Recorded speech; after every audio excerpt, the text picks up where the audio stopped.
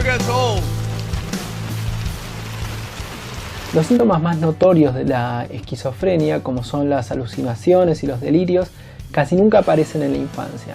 Generalmente aparecen en la adolescencia o en la adultez.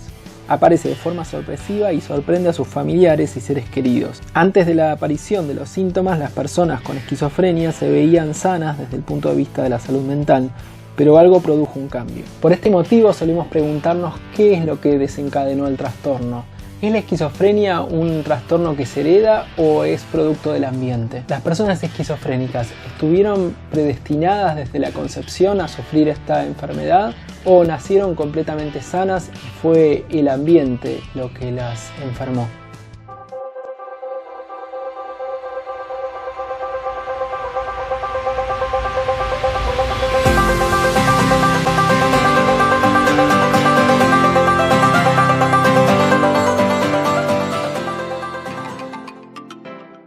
Una estrategia para entender cuánto afectan los genes a un determinado rasgo son los estudios de gemelos y mellizos. Tanto los gemelos como los mellizos son pares de hermanos que nacieron el mismo día y por lo tanto comparten una buena proporción de la influencia ambiental. Tienen los mismos padres, la misma educación, la misma alimentación, los mismos vínculos.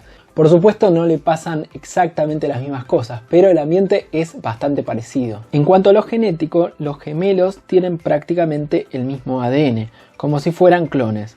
En cambio, los mellizos son como hermanos comunes y corrientes, así que comparten algunos genes y otros no. Entre hermanos mellizos el parecido genético es, digamos, del 50%.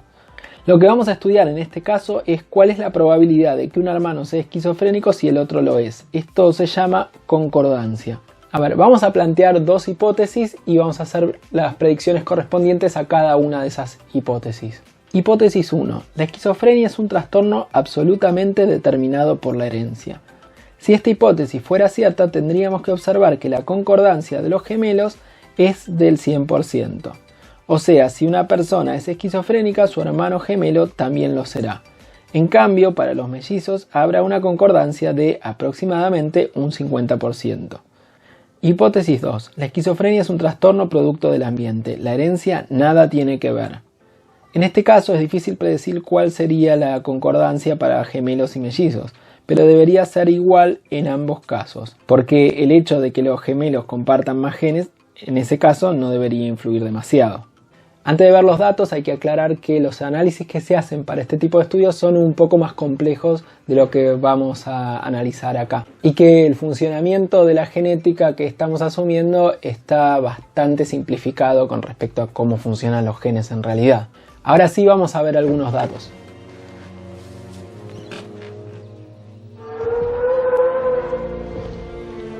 Hay muchos estudios hechos y los resultados varían bastante. Pero por ejemplo, en un estudio encontraron que la probabilidad de que un gemelo sea esquizofrénico si su hermano también lo es era del 65%. Una probabilidad bastante alta, pero menor al 100%. Eso quiere decir que no alcanza con compartir los genes. Además, algo tiene que, por decirlo así, activar esa predisposición genética. ¿Y qué hay de los mellizos? Si los genes no tuvieran absolutamente nada que ver, el valor de correspondencia en los mellizos debería ser similar al de los gemelos. Sin embargo, en ese estudio, la probabilidad de un mellizo de padecer esquizofrenia si su hermano había sido diagnosticado con dicho trastorno era solo del 28%. Ninguna de las dos predicciones se cumplió, pero si nosotros observamos que la concordancia de los gemelos es mucho más alta que la concordancia de los mellizos, eso nos está indicando que la contribución de los genes a la aparición del trastorno es mucho más alta que con respecto al ambiente. En otras palabras, que la genética es una causa importante y lo que parece ser es que lo que se hereda es una predisposición a sufrir esquizofrenia, pero tiene que haber determinados estímulos ambientales que activen esa predisposición.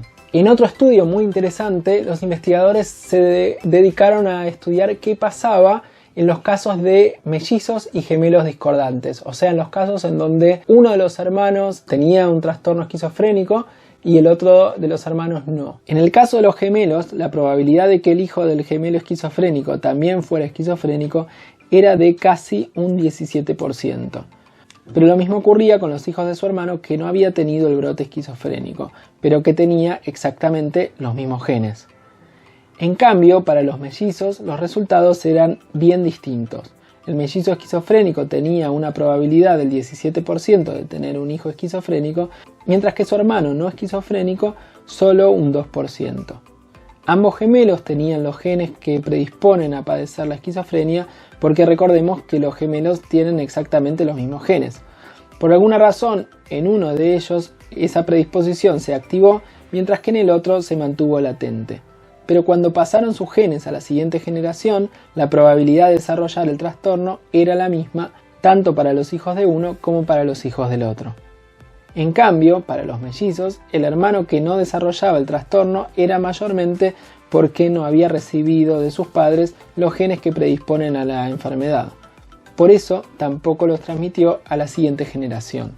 Estos resultados son importantes porque algunos psicólogos amantes de las pseudociencias están empecinados en decir que los vínculos entre los padres y los hijos juegan un rol fundamental y determinante en el desarrollo del trastorno esquizofrénico. Sin embargo, los datos muestran que los padres de los pacientes esquizofrénicos no tienen ninguna responsabilidad en la aparición de esta enfermedad en sus hijos. Bueno, ¿y cuáles son entonces los factores ambientales que activan esta predisposición genética? Los estudios que tenemos hasta el momento identificaron como factores ambientales asociados con la esquizofrenia a sufrir complicaciones en el parto y una mala nutrición de la mamá durante el embarazo. También hay buena evidencia que sugiere que fumar marihuana puede desencadenar el trastorno en personas que tienen predisposición, y existen estudios que muestran que la fecha de nacimiento de una persona está asociado con la probabilidad de desarrollar esquizofrenia. Por ejemplo, una serie de estudios hechos en Estados Unidos encontraron que había más pacientes con esquizofrenia que cumplían años entre febrero y mayo que en el resto de los meses del año. Esto puede sonar a astrología, pero en realidad está relacionado con factores estacionales, porque en el hemisferio sur los meses de mayor riesgo son otros. Este es el porcentaje de pacientes con esquizofrenia nacidos entre diciembre y mayo en el hemisferio norte, y los nacidos entre junio y noviembre. Bueno, en el hemisferio sur el efecto es justo al revés. Lo que estaría sucediendo es que los virus que circulan más en invierno podrían afectar el normal desarrollo del embrión si la persona que está infectada es una mujer que está en el último trimestre de embarazo. Por eso este efecto estacional es mucho más fuerte en personas nacidas en ambientes urbanos que en personas nacidas en ambientes rurales. Y sí, los virus siempre cagándonos la vida. Fallas técnicas, espere por favor. Bueno, ¿y cuáles serían entonces las alteraciones que se producen en el desarrollo del cerebro que podrían desencadenar esquizofrenia? De eso vamos a hablar en otro video. Así que dale like a este, y si juntamos muchos likes, hacemos ese otro video. El viejo truco de pedir likes. Es la segunda vez que me lo hacen este año. Y si no estás suscrito, por favor suscríbete, que me faltan 6 suscriptores para llegar a la maravillosa cifra de 100 suscriptores. Y ya no tengo parientes para suscribir, así que suscríbete. Acá tenés el botón para suscribirte, y por acá te dejo este video que me quedó genial y no lo vio nadie. Bueno, eso es todo. Muchas gracias por mirar y nos vemos la próxima.